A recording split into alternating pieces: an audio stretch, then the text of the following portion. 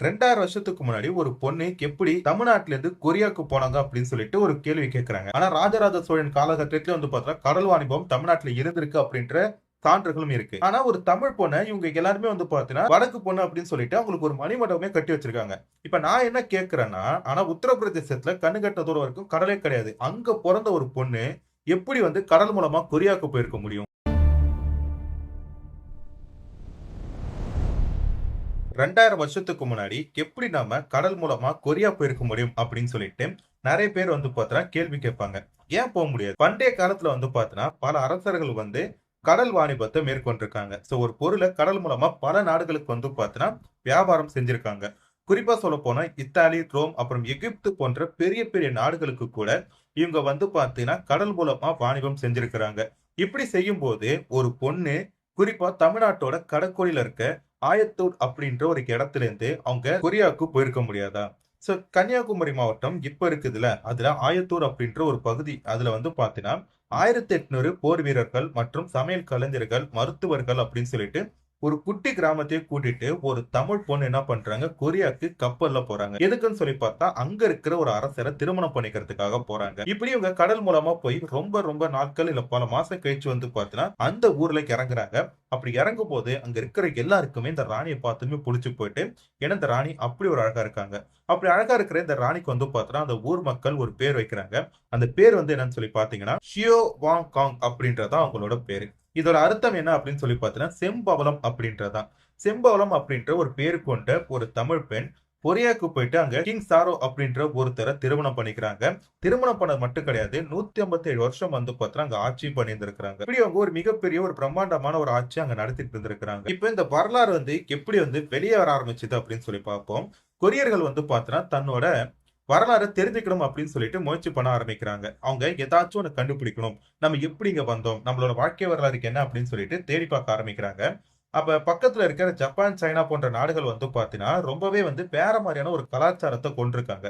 அப்படி பார்க்கிறப்ப இவங்களோட கலாச்சாரம் வந்து பார்த்தீங்கன்னா, ரொம்பவே மாறுபட்டிருக்கு. தெற்கு ஆசியாவிலேயே பாரம்பரியமான ஒரு இத கொண்டதுன்னா, கொரியா அப்படின்ற மாரி சொல்லலாம். இப்படி இவங்க தன்னோட வரலாற தேடி படிக்க ஆரம்பிக்கணும்னு சொல்லி பார்க்கும்போது தான், இவங்களுக்கு ஒரு புத்தகம் கண்ல மாட்டுது. சம்யுக்தா யூசோ அப்படின்ற ஒரு புத்தகம். இந்த புத்தகத்துல வந்து பார்த்தீங்கன்னா, இந்த ராணி பத்தி நெறைய விஷயங்கள் போட்டிருக்காங்க. தமிழ்நாட்டுல தென்கோடியில இருக்க ஆயுதா அப்படின்ற ஒரு இடத்துல இருந்து கப்பல் மூலமா வந்து பார்த்தீங்கன்னா, இந்த ராணி கொரியாக்கு வந்திருக்காங்க. கொரியாக்கு வந்ததுக்கு அடுத்தது அங்க இருக்கிற அரசர வந்து பார்த்தீங்கன்னா, விருப்பப்பட்டு கல்யாணம் பண்ணியிருக்காங்க. கல்யாணம் பண்ணக்கு அடுத்தது இவங்களுக்கு வந்து பார்த்தீங்கன்னா, 12 குழந்தைகள் பொறக்குதாம். இந்த குழந்தைகளுக்கு தனியா வந்து பார்த்தீங்கன்னா, ஒரு குடும்ப பேர் அப்படின்னு சொல்லிட்டு கிம் கும் அப்படின்னு சொல்லிட்டு ஒரு பேர வச்சிருக்கிறாங்க. இப்போதைக்கு வந்து பார்த்தீங்கன்னா, 60,00,000 குடும்பத்தினருக்கு கிம் கும் அப்படின்ற கொரியன் பேர் வந்து பார்த்தீங்கன்னா, குடும்ப பேரா இருக்கு அப்படின்னு சொல்லிட்டு ஒரு சர்வே சொல்லுது. ஒருவேள அந்த 12 பேர் வந்து பார்த்தீங்கன்னா, இப்ப 60,00,000 பேரா கன்வெர்ட் ஆயிருப்பாங்களா? அப்படின்றதும் ஒரு யோசிக்க வேண்டிய விஷயம் தான். இவங்க வந்து பார்த்தீங்கன்னா, தனி ஆள் கிடையாது. கயா அப்படின்னு சொல்லிட்டு ஒரு சாம்ராஜ்யத்தை உருவாக்கியிருக்காங்க. ஒரு மிக மிக பெரிய ஒரு சாம்ராஜ்யம் அப்படின்னு சொல்லலாம். ஆனா அந்த சாம்ராஜ்யம் வந்து பார்த்தீங்கன்னா, இப்போ 3 பிரிவா பிரிஞ்சிருக்கு அப்படின்ற மாரி சொல்றாங்க. கொரியன் வார்த்தைக்கும், தமிழ் வார்த்தைக்கும் கிட்டத்தட்ட 1400 ஒற்றுமை இருக்கு அப்படின்ற மாரி சொல்றாங்க. நம்ம ஊர்ல பயன்படுத்துற அரிசி மாரி தான் அங்கேயுமே வந்து பார்த்தீங்கன்னா, அரிசிகள் இருக்கு அப்படின்றாங்க. கூடவே வந்து பார்த்தீங்கன்னா, நம்ம ஊருக்கு பொங்கலுக்கு வந்து லீவ் விடுவாங்கல்ல, அதே மாரி அங்கேயுமே வந்து பார்த்தீங்கன்னா, லீவ் விட்டுருக்காங்க. ஆனா என்ன நம்ம ஊர்ல பொங்கலுக்கு 3 நாள் லீவ் விடுற மாரி, அங்கேயுமே பொங்கலுக்கு 3 நாள் செலிப்ரேட்லாம் பண்ணியிருக்காங்க. எப்படி தமிழ்நாட்டுல வந்து பார்த்தீங்கன்னா, கோயில்களுக்கு, சிற்பங்களுக்கு வந்து முன்னுரிமை குடுக்குறோமோ, அதே மாரி அங்கேயுமே வந்து பார்த்தீங்கன்னா, அதுக்கு முன்னுரிமை இருக்கு அப்படின்றாங்க. அண்ட் இன்னொரு விஷயம் என்னன்னா, முக்கியமா நம்ம ஊர்ல பயன்படுத்துற இந்த ஊறுகாய், ஆ கஞ்சி சோறு இதெல்லாமே வந்து பார்த்தீங்கன்னா, அவங்களுக்கு ரொம்பவே புடிச்ச ஒரு உணவா இருந்தது. ஜப்பான்காரங்களுக்கும், சைனாக்காரங்களுக்கும் வந்து பார்த்தீங்கன்னா, காரமே சுத்தமா பிடிக்கவே பிடிக்காது. அத பார்த்தாலே அவனுக்கு மூக்குல தண்ணீர் வந்துரும். ஆனா, கொரியன்காரங்களுக்கு காரம் ரொம்ப பிடிக்கும். அதே மாரி சைனாக்காரனுக்கும், ஜப்பான்காரனுக்கும் பிடிச்ச இனிப்பு வந்து பார்த்தீங்கன்னா, இவங்களுக்கு பிடிக்காது. இதே மாரி இவங்களுக்கு ஒற்றுமை வந்து பார்த்தீங்கன்னா, தமிழ்நாடு கூட ரொம்பவே ஒற்று போயிருக்கு அப்படின்ற மாரி சொல்றாங்க. இப்படிப்பட்ட ஒரு ராணிய வந்து பார்த்தீங்கன்னா, திடீர்னு வடகொரியாவ சேர்ந்தவங்க மட்டும் இல்லாம, இந்தியால இருக்கிறவங்களே அவங்க தமிழ்நாட்டுல பொறந்தவங்களே கிடையாது. அவங்களோட சொந்த ஊர் வந்து பார்த்தீங்கன்னா, உத்தரப்பிரதேசத்துல இருக்க அயோத்தி அப்படின்ற மாரி சொல்றாங்க. அயோத்தின்றதே வந்து பார்த்தீங்கன்னா, 5ஆம் நூற்றாண்டுல தான் அதுக்கு அயோத்தின்ற பேரே வந்துச்சு. அதுக்கு முன்னாடி அது வேற ஒரு பேர்ல வந்துட்டு இருந்துச்சு. இவங்க எப்படி இத வச்சு சொல்றாங்க அப்படின்ட்டு தெரியல. ஏன்னா, கிபி 48ஆம் நூற்றாண்டுல வந்து பார்த்தீங்கன்னா, இவங்க கொரியால போய் இறங்குறாங்க.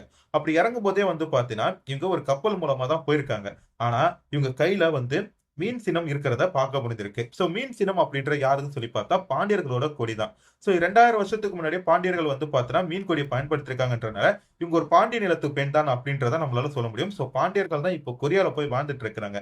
ஆனா என்ன அயோத்தியிலயும் வந்து பார்த்தீங்கன்னா, அவங்க அங்க வாழ்ந்துட்டு இருக்கிறப்பயும் வந்து பார்த்தீங்கன்னா, இந்த மீன் கொடிய இவங்க பயன்படுத்தியிருக்காங்க. ஏன் இப்ப ராணி இறந்தா அவங்க சமாதியில கூட இந்த ரெட்டை மீன்கள வந்து பார்த்தீங்கன்னா நம்மளால பார்க்க முடியுது. இப்படி இருக்கும்போது தான் இவங்க தமிழ்நாட்டு பொண்ண எப்படி வந்து வடநாட்டு பொண்ணு அப்படின்ற மாரி சொல்றாங்கன்ட்டு எனக்கு தெரியல. நான் முன்னாடியே சொன்ன மாரி, இந்த ராணி வந்து பார்த்தீங்கன்னா, கிபி 48ல தான் முறையா வடகொரியாவுக்கு போறாங்க. ஆனா 48க்கு மேல தான் வந்து பார்த்தீங்கன்னா, வடநாட்டுல வந்து கடல் வாணிபமே இருந்திருக்கு. சோ கடல் வாணிபமே செய்யாத ஒரு இடத்துல எப்படி இந்த பொண்ணு வந்து கொரியாவுக்கு போயிருப்பாங்க அப்படின்ற ஒரு கேள்வி வருது. அது மட்டும் இல்லாம நெறைய இதுல வந்து பார்த்தீங்கன்னா, நம்ம கடல் வாணிபம் அதாவது தமிழர்கள் கடல் வாணிபம் செஞ்சதுக்கான பல சான்றுகள் இருக்கு. இவங்க மீன் சின்னத்த வந்து பயன்படுத்தியிருந்தாங்க அப்படின்றப்ப, அந்த புக்ல வந்து பார்த்தீங்கன்னா, அதாவது சத்யோகா புக்ல வந்து பார்த்தீங்கன்னா, அயோத்தி அப்படின்ற மாரி சொல்லி போட்டிருக்கு. ஒருவேளை உத்தரப்பிரதேசத்துல இருக்க அயோத்திய தான் இவங்க குறிப்பிட்டிருக்காங்க அப்படின்னு சொல்லி வச்சுப்போமே. ஆனா அது வந்து பார்த்தீங்கன்னா 5ஆம் நூற்றாண்டுக்கு மேல தான் வந்து பார்த்தீங்கன்னா, அது வந்து அயோத்தி அப்படின்ற மாரி சொல்லியிருந்திருக்காங்க. 48ஆம் நூற்றாண்டிலேயே வந்து பார்த்தீங்கன்னா, இந்த மாரி போட்டிருக்கு. அது மட்டும் இல்லாம மீன் கொடிய வந்து பார்த்தீங்கன்னா, அயோத்தி ஆண்ட நவாப் தான் வந்து பார்த்தீங்கன்னா, அறிமுகப்படுத்தி இருந்திருக்கிறாரு. ஆனா அதுக்கு முன்னாடியே 2000 வருஷத்துக்கு முன்னாடியே பாண்டியர்கள் வந்து பார்த்தீங்கன்னா, இந்த மீன் கொடிய அவங்க பயன்படுத்தியிருக்கிறாங்க. உத்தரப்பிரதேசத்துல இன்னுமே வந்து பார்த்தீங்கன்னா, இந்த மீன் இந்த சிம்பிள் வந்து எல்லா இடத்துலயுமே அரசாங்கத்துல பயன்படுத்தப்பட்டுட்டு இருக்கு. இப்படி இருக்கும்போது தான் நம்ம ஊர்ல இருக்கிற கட்டிடக்கலைகள் மாரியே வந்து பார்த்தா, அங்கேயுமே கட்டிடக்கலைகள் பிரபலமா இருந்திருக்குது. ஆனா இந்த இந்தியால இருக்கிறவங்கலாம் என்ன சொல்றாங்கன்னா, அவங்க வந்து உத்தரப்பிரதேசத்த சேர்ந்தவங்க தான். தமிழ்நாட்டுல இருந்து பொறக்கல அப்படின்ற மாரி ஏதேதோ காரணத்த சொல்லி, தமிழ்நாட்ட சேர்ந்த ஒரு பெண்ணுக்கு வந்து பார்த்தோன்னா, உத்தரப்பிரதேசத்துல ஒரு மணிமண்டபத்த கட்டியிருந்திருக்காங்க. இதையுமே மக்கள் வந்து உண்மைன்னு சொல்லி நம்பிட்டு, கொரியா மற்றும் தமிழ்நாட்டு அப்புறம் உலகம் முழுக்க சேர்ந்த நெறைய பேர் கிட்டத்தட்ட ஒரு வருஷத்துக்கு 60,000லிருந்து 70,000 பேர் வந்து பார்த்தீங்கன்னா, அந்த ஆனா இவங்க தமிழ்நாட்டு பொண்ணு தான் அப்படின்றத அவங்களே வந்து பார்த்தீங்கன்னா, பலமுறை சொல்லியிருக்காங்க. இந்த புக்லயே வந்து பார்த்தீங்கன்னா, ஒரு விஷயத்த போட்டிருக்காங்க. ராணி வந்து இறக்க போறதுக்கு முன்னாடியே வந்து பார்த்தீங்கன்னா, ஒரு விஷயத்த சொல்லியிருந்திருக்காங்க. என்னோட பசங்க என்னை எப்படி அம்மான்னு சொல்லி கூப்பிடுறாங்களோ, அதே மாரி நமக்கு பின்னாடி வரவங்களோட குழந்தைகளும் அவங்களோட அம்மா, அப்பாவ அம்மா, அப்பா அப்படின்னு சொல்லி தான் கூப்பிடணும் அப்படின்ற மாரி சொல்லியிருந்திருக்காங்க. அப்படியே வந்து ராணி தன்னோட உயிரும் விட்டுருக்காங்க. சோ ஒரு தமிழ் பொண்ண எப்படி இவங்க வந்து ஹிந்தி பொண்ணு அப்படின்னு சொன்னாங்கன்னு தெரியல. அது மட்டும் இல்லாம வந்து பார்த்தா, கடலே இல்லாத உத்தரப்பிரதேசத்துல எப்படி இந்த பொண்ண கடல் மூலமா கொரியாவுக்கு கூட்டிட்டு போனாங்க அப்படின்றது தெரியல. சோ வரலாறுன்றது மறைக்கப்பட்டது தவிர, இங்கு மறுசீரமைக்கப்பட்டது அப்படின்றதுதான்